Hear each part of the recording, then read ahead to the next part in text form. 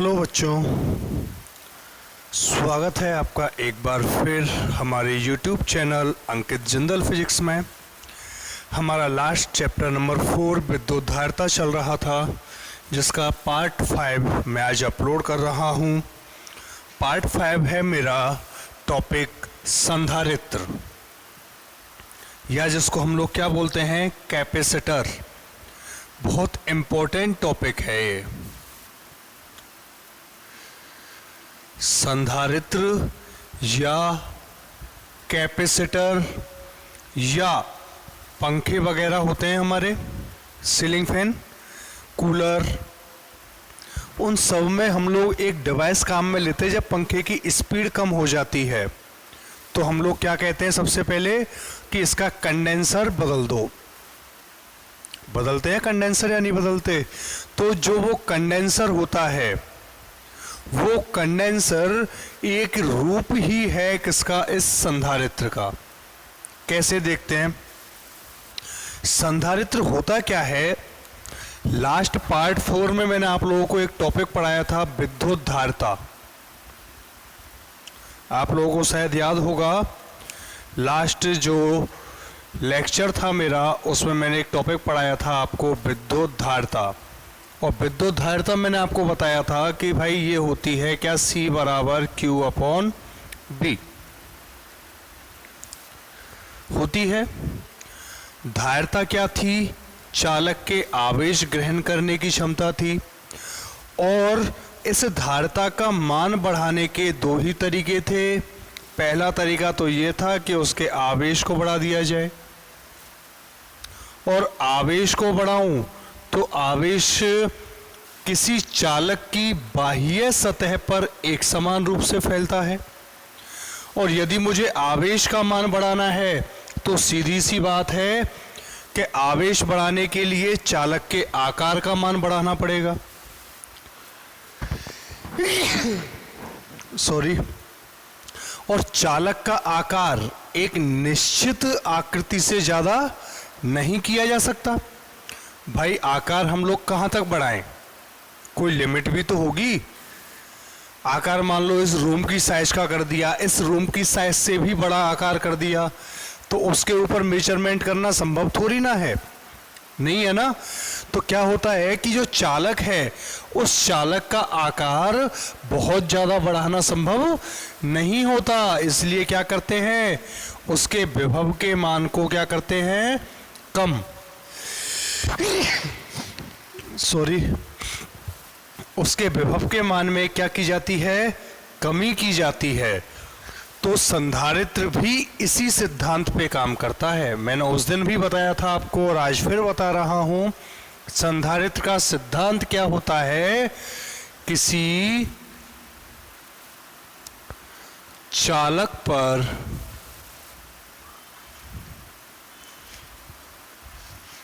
या किसी चालक के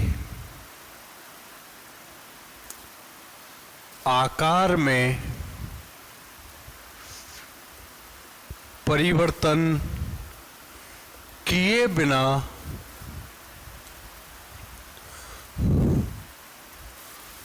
उसकी धारिता का मान बढ़ाना। मतलब सीधा सा इसका प्रिंसिपल क्या है, इसका प्रिंसिपल ये है कि मैंने ये कहा है कि धारिता यदि बढ़ानी है तो धारिता बढ़ाने के लिए उस चालक के आकार को बढ़ाना होता है, और यदि मैं ये कहूँ कि चालक के आकार में परिवर्तन ना किया जाए और आकार में परिवर्तन ना किया जाए, तो इसको मैं ऐसे भी बोल सकता हूँ कि जो आवेश है Q, वो आवेश Q नियत रहे। कैसा रहे, नियत या फिक्स। आवेश तो कैसा रहे, नियत, और धारिता का मान बढ़ जाए। ऐसा कब संभव है, जब उसके विभव के मान में कमी की जाए। जब उसका विभव क्या किया जाए, कम किया जाए, तब हम क्या करते हैं, चालक की धारिता का मान बढ़ा सकते हैं। आ गया बच्चों समझ में कि नहीं आया? तो संधारित्र कहते किसे हैं, एक ऐसी विद्युत युक्ति, एक ऐसी विद्युत युक्ति जो चालक की धारिता का मान बढ़ा दे, जो चालक की धारिता का मान बढ़ा दे। कैसे? उसके आकार में परिवर्तन किए बिना, आकार को नियत रखते हुए उसकी धारिता के मान को क्या कर दे, वो बढ़ा दे। ये सिद्धांत है किसका, संधारित्र का। ठीक है। संधारित्र यूज कैसे आता है, विद्युत मोटर, पंखे, इनमें कंडेंसर के रूप में, इनमें किस रूप में, कंडेंसर। या एक प्रकार से मैं बोलूं कि संधारित्र विद्युत ऊर्जा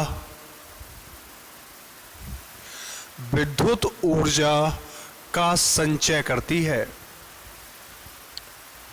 संधारित्र किस काम आता है, विद्युत ऊर्जा के संचय करने के लिए। पंखों में क्या होता है कि जैसे ही हम लोग स्विच ऑन करते हैं, सबसे पहले कंडेंसर चार्ज होता है, फिर कंडेंसर जब फुल चार्ज हो जाता है तो वो तब जाके एनर्जी किस तक पहुंचती है, उस पंखे तक, और पंखा घूमना चालू होता है। और जब लाइट चली जाती है तो पंखा धीरे धीरे करके क्यों घूमता है, क्योंकि कंडेंसर अपना जो चार्ज है, जो विद्युत ऊर्जा उसने संचयित की है, उसको धीरे धीरे करके पंखे की पंखुड़ियों को देता रहता है, ताकि पंखुड़ियाँ घूमती रहती हैं। और पंखा लाइट जाने पर एक साथ बंद नहीं होता। ये भी एक क्वेश्चन होता है कि लाइट जाने पर पंखा एक साथ बंद क्यों नहीं होता। रीजन दे दोगे? क्योंकि लाइट जाने पर जो चार्ज कंडेंसर के अंदर होता है, जो आवेश कंडेंसर के अंदर संचयित होता है, उसको वो धीरे धीरे करके पंखुड़ियों को देता है। और जब पूरी तरीके से डिस्चार्ज हो जाता है कंडेंसर, तब पंखा बंद हो जाता है। विद्युत ऊर्जा बोल दो या आवेशों का क्या करता है, ये संचय करता है। और इसी विद्युत ऊर्जा के संचय के आधार पर ही एक डिवाइस होती है, डेफिब्रिलेटर।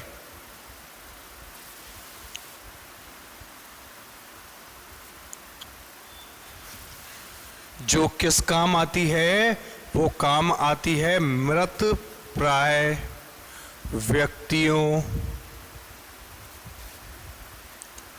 को पुनः जीवित करने के लिए।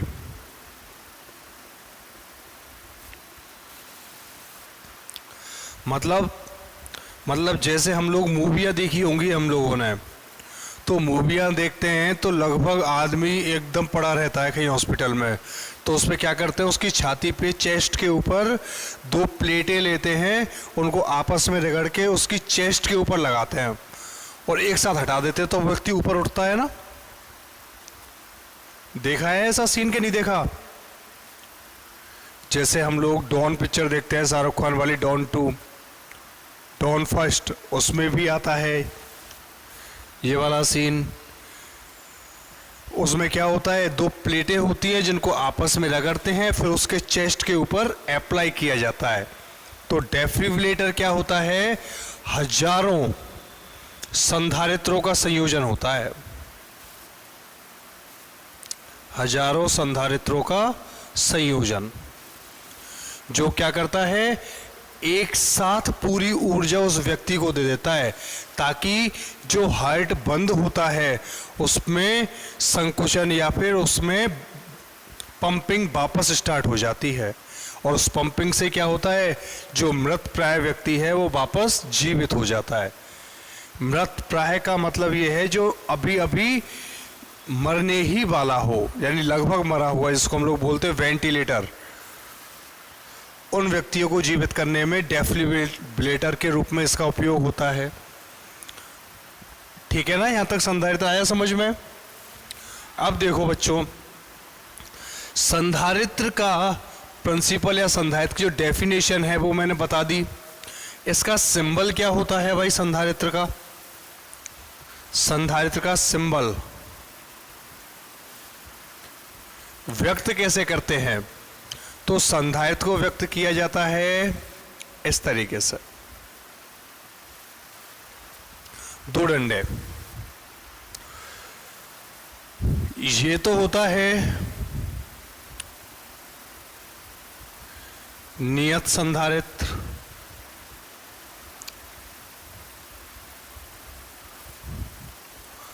और एक होता है इस तरीके से जो होता है क्या? परिवर्ती संधारित्र।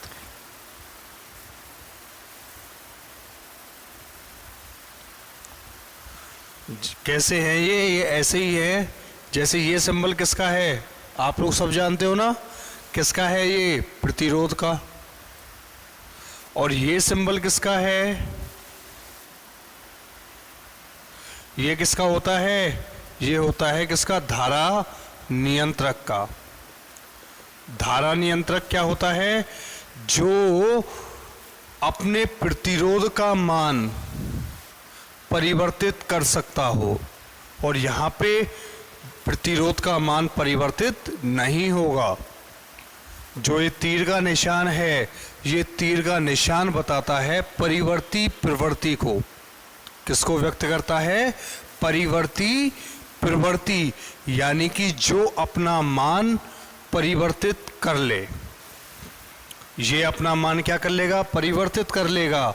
यदि मुझे ज्यादा मान की धारा चाहिए, यदि मुझे ज्यादा मान की धारा प्रवाहित करवानी है तो प्रतिरोध का मान कम कर देगा, और यदि कम मान की करवानी है तो प्रतिरोध का मान बढ़ा देगा। ये होता है कौन? धारा नियंत्रक। ऐसे ही यहां पर है संधारित्र। ये जो संधारित्र है ये अपना मान परिवर्तित कर सकता है, अपना मान चेंज कर सकता है, लेकिन ये संधारित्र अपना मान परिवर्तित नहीं कर सकता। इसका मान हमेशा कांस्टेंट, जो एक बार फिक्स हो गया वही रहेगा, लेकिन इसका मान परिवर्तित किया जा सकता है। ठीक है बच्चों, अब मैं चलता हूं वापस कि मैंने जो ये लाइन लिखी है ऊपर ही ऊपर, संधारित्र का सिद्धांत या संधारित्र की हम लोग इसको परिभाषा बोल दूं, तो ये अप्लाई कैसे होती है कि भाई आकार परिवर्तित ना हो, आवेश भी परिवर्तित ना हो, आवेश परिवर्तित ना हो, आकार भी परिवर्तित ना हो, और धारिता का मान बढ़ जाए। ऐसा कैसे होगा? ऐसा होगा, देखो कैसे। मैंने माना कि दो समान आकार की प्लेटें हैं। प्लेटों की क्या खासियत है? इनका क्षेत्रफल ए से व्यक्त कर दिया, आकार और आकृति एक जैसी है। कैसी है? एक जैसी। पहली को नाम दे दिया मैंने प्लेट P1, और दूसरी को मैंने नाम दे दिया क्या? प्लेट P2 दे दिया। अब कुछ नहीं करना, मुझे क्या करना है कि इस प्लेट P1 की आंतरिक सतह को मैंने कोई सा आवेश दे दिया। मान लो मैंने +Q आवेश दे दिया। क्या आवेश दे दिया मैंने? प्लेट P1 की आंतरिक सतह पर कौन सा आवेश दिया? +Q। तो जब मैं इसको +Q आवेश दे रहा हूं तो +Q आवेश देने पर चालक पर क्या प्रभाव पड़ता है? आप लोग सब जानते हो कि किसी चालक को दिया गया संपूर्ण आवेश उसके पूरे पृष्ठ पर एक समान रूप से फैल जाता है। तो ये जो प्लस क्यू आवेश है, ये प्लस क्यू आवेश इसकी पूरी आंतरिक सतह पर एक समान रूप से फैल जाएगा। फैल जाएगा नहीं फैलेगा? और जब इसके पास मैं दूसरी प्लेट P2 को लेके आया, इसको मैंने कोई आवेश नहीं दिया है, बस ये क्या है, चालक प्लेट है जिसका आकार इसके बराबर है, आकार बराबर है, आकृति बराबर है और क्षेत्रफल भी बराबर है। इस प्लेट P2 को जब मैं प्लेट P1 के पास लेके आया तो प्लेट P1 की आंतरिक सतह का जो ये धनावेश है, ये धनावेश क्या करेगा? आप लोग समझ गए कि सर P2 चालक है, तो चालक प्लेट पर प्लस और माइनस दोनों आवेश होते हैं, लेकिन उस पर समेशन ऑफ Q बराबर 0 होता है, यानी जितने उसके ऊपर नेगेटिव होते हैं उतने ही पॉजिटिव होते हैं। मालूम है ये चीज? तो इसका प्लस Q आवेश इस प्लेट P2 की आंतरिक सतह पर जो नेगेटिव है उसको ले आएगा, किसके कारण? अपने आकर्षण के कारण, या फिर मैं बोल दूं प्लेट P2 की आंतरिक सतह पर प्लेट P1 के प्रेरण के कारण ऋणावेश आ जाएगा। क्यों आया ऋणावेश? क्योंकि जो पॉजिटिव और नेगेटिव बॉन्ड में थे प्लेट P2 पर, वो प्लेट P1 के पॉजिटिव आवेश ने उसके नेगेटिव को आकर्षित कर लिया, तो उसकी आंतरिक सतह पर कौन सा आवेश आ गया? नेगेटिव आ गया। और बाह्य सतह पर जब अंदर नेगेटिव आ गया तो प्लस को क्या करेगा? ये प्रतिकर्षित करेगा, और प्रतिकर्षित करेगा तो प्लस Q इसकी बाह्य सतह पर होगा। हो जाएगा ना? क्या मैंने प्लेट P2 को कोई आवेश दिया? नहीं दिया। तो आवेश कहां से आया?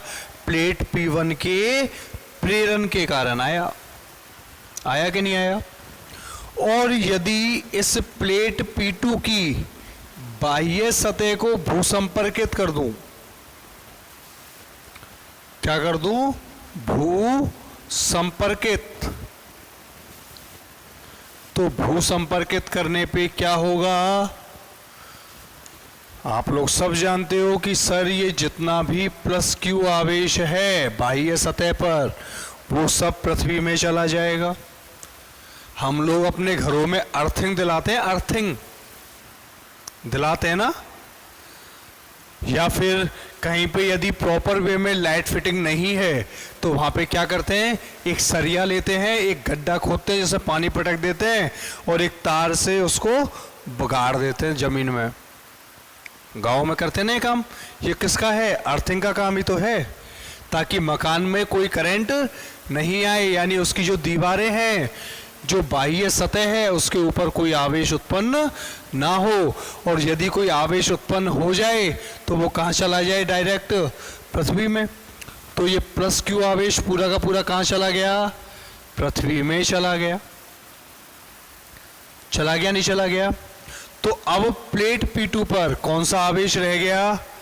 माइनस कितने परिमाण का? जितना इसका परिमाण है। क्यों? क्योंकि दोनों का क्षेत्रफल, आकार और आकृति कैसी है? एक समान। तो मैं लिख दूं प्लेट P2 पर कौन सा आवेश आ गया? अब माइनस Q। आ गया कि नहीं आया? अब देखो एक चीज, यहां प्लस Q आवेश है, यहां माइनस Q आवेश है। प्लस Q आवेश के कारण उत्पन्न होने वाला विभव वो होता है प्लस KQ अपॉन R। होता है R कोई रेडियस जितनी दूरी पे निकालूं। माइनस Q आवेश के कारण विभव होता है माइनस KQ अपॉन R। होता है कि नहीं होता? प्लस Q आवेश तो विभव को बढ़ाने का प्रयास करेगा और माइनस Q कम करेगा। भाई मैं क्या कह रहा हूं? आकार को नियत रखें, आवेश को भी नियत रखें, और उसके विभव के मान में कमी करके उसकी धारिता बढ़ा दें। तो इनका जो अलजेब्रिक सम है वो अलजेब्रिक सम का मान क्या होगा, कम होगा कि नहीं होगा। टोटल जो विभव है उस विभव का मान क्या होगा, कम। और जब विभव का मान कम हो जाएगा तो विभव का मान कम हो जाने से C बराबर होता है Q अपॉन B। जब विभव कम होगा तो धारिता बढ़ जाएगी। और ये मेरा क्या है, संधारित्र का ही तो सिद्धांत है कि किसी चालक के आकार को बढ़ाए बिना, क्या मैंने इसका आकार बढ़ाया, नहीं बढ़ाया। आवेश बढ़ाया, नहीं बढ़ाया। आवेश बढ़ाया क्या, नहीं बढ़ाया। आकार भी नियत रखा, सिर्फ मैंने क्या किया, इसके विभव को कम कर दिया। और विभव को कम कर दिया तो उसकी धारिता का मान बढ़ गया। ये सिद्धांत किसका है, संधारित्र का। किसका सिद्धांत है ये, संधारित्र का सिद्धांत है। क्या होता है इसको वर्बली मैं बता दूं आप लोगों को एक लाइन में, फ्लो में। जब किसी धनावेशित चालक प्लेट के नजदीक दूसरी चालक प्लेट को या दूसरी अनावेशित चालक प्लेट को लाते हैं तो पहली प्लेट के प्रेरण के कारण दूसरी प्लेट के आंतरिक सतह पर ऋणावेश आ जाता है तथा दूसरी प्लेट की बाह्य सतह को भूसंपर्कित कर देते हैं ताकि जो प्लस Q आवेश है वो कहाँ चला जाए, पृथ्वी में चला जाए। क्यों भेजा पृथ्वी में, क्योंकि यहाँ पे जो प्लस Q आवेश आता था वो प्लस Q आवेश इसके विभव के मान को बढ़ाता। ये प्लस Q आवेश इसके विभव के मान में क्या करता, वृद्धि करता। और यदि विभव का मान बढ़ता तो धारिता के मान में कमी होती। यदि विभव बढ़ेगा तो धारिता कम होगी ना, इसलिए उस दूसरी प्लेट की बाह्य सतह को क्या किया मैंने, भूसंपर्कित कर दिया। ये सिद्धांत है किसका, संधारित्र का। किसका सिद्धांत है ये, संधारित्र का। और संधारित्र क्या है, एक तरीके से विद्युत संचयन की एक युक्ति या आवेशों के संचयन की एक युक्ति होती है जिसे बोला जाता है क्या, संधारित्र या कैपेसिटर। ठीक है बच्चों, यहाँ तक कोई प्रॉब्लम नहीं। कोई डाउट हो तो आप लोग मुझे लिख के भेज सकते हो, कमेंट बॉक्स में लिखोगे या मुझे, मैंने आपको पर्सनल नंबर दे रखा है उस पर आप वो लोग मुझे मैसेज कर दोगे। Okay then good bye. मिलते हैं अगले पार्ट नंबर 6 में, जिसमें हम लोग संधारित्र के प्रकार और उनके प्रिंसिपल। ये तो हुआ केवल संधारित्र का, अभी संधारित्र के प्रकार बचे हुए हैं, उनकी एप्लीकेशंस बची हुई हैं जो बहुत इम्पोर्टेंट हैं एग्जाम के लिए। ठीक है, टेक केयर, बाय बाय।